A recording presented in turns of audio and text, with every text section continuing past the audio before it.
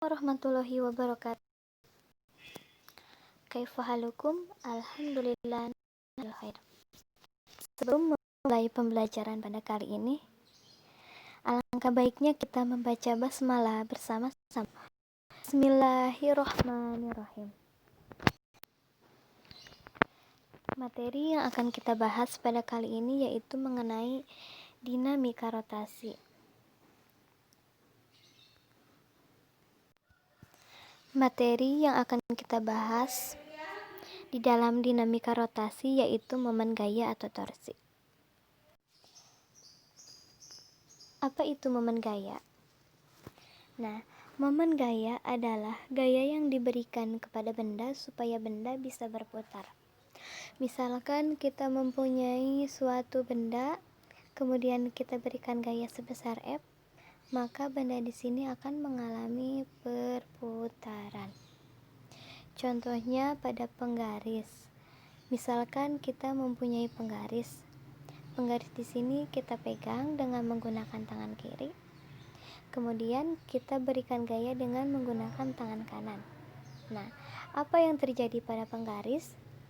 Yang terjadi pada penggaris yaitu penggaris ini akan berputar. Kenapa penggaris ini bisa berputar? Karena adanya momen gaya. Momen gaya di sini rumus matematisnya yaitu tau sama dengan R dikali F. Nah, momen gaya di sini satuannya M dikali N, sedangkan F di sini gaya satuannya Newton, dan R di sini lengan gaya yang satuannya meter. Nah, di sini ada dua kondisi. Perhatikanlah, di sini itu ada ditentukan bahwa pada kondisi 1 berlawanan dengan arah jarum jam maka nilainya akan diberikan positif, dan pada kondisi 2 jika searah jarum jam maka diberikan tanda negatif. Nah, keterangan ini bisa saja berubah. Misalkan sebaliknya, jika searah jarum jam diberikan tanda positif, dan jika berlawanan arah jarum jam maka diberikan tanda negatif. Nah, ketentuan ini dapat ditentukan berdasarkan ketetapan, misalkan ditetapkannya pada suatu soal atau pada suatu kondisi. Seperti video di sini kan kondisinya ini ditetapkan bahwa kalau negatif ini searah jarum jam dan jika berlawanan arah jarum jam positif. Bisa saja ketentuan ini dapat berubah-ubah. Nah, ketentuan ini bisa saja berubah-ubahnya itu sesuai dengan ketetapan yang telah ditetapkan di dalam soal. Misalnya, ada keterangan di dalam soal ini. Pada soal ini ditetapkan ketika searah jarumnya ini diubah menjadi positif dan jika searah jarum jamnya ini diubah menjadi negatif. Nah, sekarang kita akan melihat mengenai dua kondisi berikut ini. Video. Nah, pada kondisi 1 di sini ada sebuah gear, kemudian diberikan gaya, maka gear tersebut akan bergerak searah jarum jam. Nah, jika pada gear di sini diberikan gaya, maka gear pada kondisi tersebut,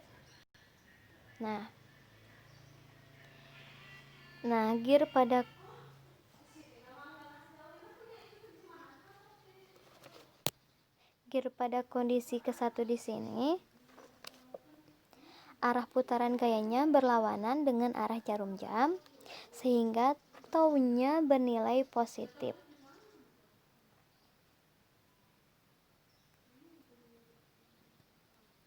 Selanjutnya kita lihat pada kondisi 2. Di sini ketika diberikan gaya, gear di sini arahnya searah dengan arah jarum jam sehingga nilai taunya negatif. Adapun contoh soal yang ke-1, pada saat seseorang membuka gagang pintu, kemudian memberikan gaya sebesar 10 Newton dan lengan gaya sebesar 10 cm, maka berapakah torsi atau momen gaya yang terjadi? Nah, jika di sini itu pusatnya gagang pintu atau pusat titik, disimbolkan pusat titik A. Kemudian kita kasih gaya sebesar F. Nah, maka apa yang terjadi pada benda ini? Yang terjadi pada benda ini, maka si gagang pintu di sini ketika diberikan gaya akan berputar menuju titik A atau titik pusat gagang pintu. Nah, di sini ditanyakan berapa besar torsi dan besar momen gaya yang terjadi. Nah, kita bisa menggunakan rumus matematis tau sama dengan R dikali F.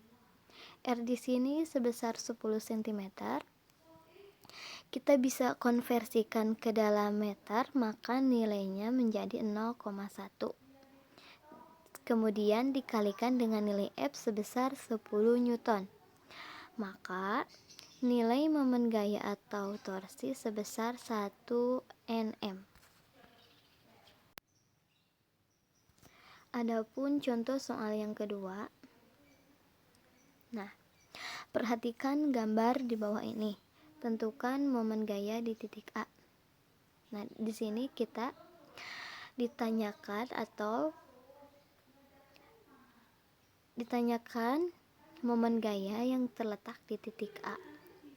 Nah, pada soal di sini telah ditetapkan jika searah jarum jam nilainya positif dan jika berlawanan arahnya negatif. Coba kita tinjau terlebih dahulu pada gaya ke-1 atau F1 yang besarnya 10 Newton. Nah, gaya yang sebesar 10 Newton di sini arahnya positif. Kenapa positif? Karena searah dengan jarum jam. Nah, kita meninjaunya dari F1 menuju ke momen gaya yang ada di titik A. Jadi dari F1 ke titik A di sini itu arahnya di sini positif atau searah jarum jam. Dengan nilai R-nya di sini 1 meter. Yang selanjutnya, kita dapat meninjau kejadian pada F2. Pada F2 kita bisa melihat bahwa berlawanan dengan arah jarum jam. Nah, misalkan kita melihat titik satunya di sini dan F1-nya di sini, otomatis arahnya ini. Nah, arah dari F2 ke titik A atau momen gaya di titik A-nya di sini negatif atau bisa disebut juga berlawanan dengan arah jarum jam. Nah, sekarang kita tinjau dari F3 menuju ke titik A atau momen gaya di titik A. Nah, kan di sini diberikan gayanya dari atas, maka kita meninjau ke titik A-nya di sini bahwa dari F3 ke titik A-nya di sini yaitu arahnya searah jarum jam. Nah, sekarang kita masukkan ke dalam rumus matematis. Kita telah mengetahui bahwa rumus matematis tau di sini F dikali R. Karena di sini gayanya terdapat 3 gaya dan terdapat R-nya di sini ada 3, maka kita dapat mengsigmakan dari momen gaya di sini. Nah, di sini kan kita telah mengetahui bahwa yang ditanyakannya di sini tentukan momen gaya di titik A. Berarti tau A sama dengan F1 dikali R1-nya 1. Nah, R1-nya 1 dan dikurangi atau negatif. Kenapa di sini negatif? Karena F2 di sini ini berlawanan arah jarum jam sehingga nilainya di sini negatif. F2 dikali 3. Kenapa R-nya di sini bernilai 3? Karena kita meninjaunya jika F2 ke A di sini, maka kita tinggal menjumlahkan saja nilai 2 meter di sini ditambah 1 karena jaraknya dari 2 di sini menuju ke A, sehingga R2 di sini nilainya sebesar 3 meter. Nah, kemudian ditambah F3 dikali 6. Kenapa di sini positif nilainya? Karena F3 tadi di sini searah jarum jam. Nah, F3 di sini searah jarum jam. Sehingga nilainya di sini positif F3 dikali 6. Kenapa di sini nilainya sebesar 6? Karena kita meninjaunya dari F3 di sini ke titik A, sehingga 3 ditambah 2 ditambah 1 menjadi nilainya sebesar 6. Nah, tinggal kita masukkan besar gaya F1 sama dengan 10, R1 1 dikurangi besar nilai F2 nya 5 Newton dikali F3 nya 3 dan ditambah F3 nya ini sebesar 20 dan dikali R3 nya 6, sehingga nilai TA nya di sini 10 kali 1 sama dengan 10 dikurangi 5 dikali 3 di sini 15 dan ditambah 20 kali 6 di sini 120. Sehingga nilainya ini 115 Nm. Kenapa di sini 130 dikurangi 15? Karena di dalam penjumlahan dan pengurangan di sini kita harus mendahulukan penjumlahan terlebih dahulu. Nah, jadi di sini kita menjumlahkan 120 ditambah 10 dulu, hasilnya 130 dikurangi dengan pengurangan 15, yaitu dikurangi 15 sehingga nilainya 115. Di sini ada contoh soal mengenai aplikasi torsi pada jungkat-jungkit. Nah, pada soal di sini perhatikan gambar di bawah ini. Nah, di sini itu ada jungkat-jungkit, di sini titik tumpunya. Kemudian di sini orangnya sedang berdiri dengan gaya yang diberikannya 300 Newton dan R-nya di sini 2 meter. Sedangkan yang sebelahnya orang di sini berdiri dengan diberikan gaya 600 Newton dan R-nya di sini yaitu 1 meter. Nah, pertanyaannya, kedua anak di sini berada pada jarak yang berbeda dari titik tumpu namun bisa tetap setimbang. Kenapa bisa begitu? Buktikanlah dengan hitungan.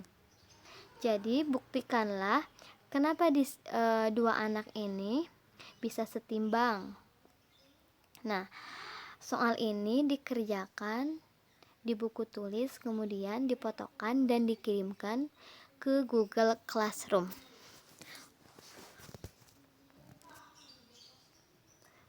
Mungkin cukup sekian pembahasan materi yang dapat disampaikan pada pertemuan kali ini.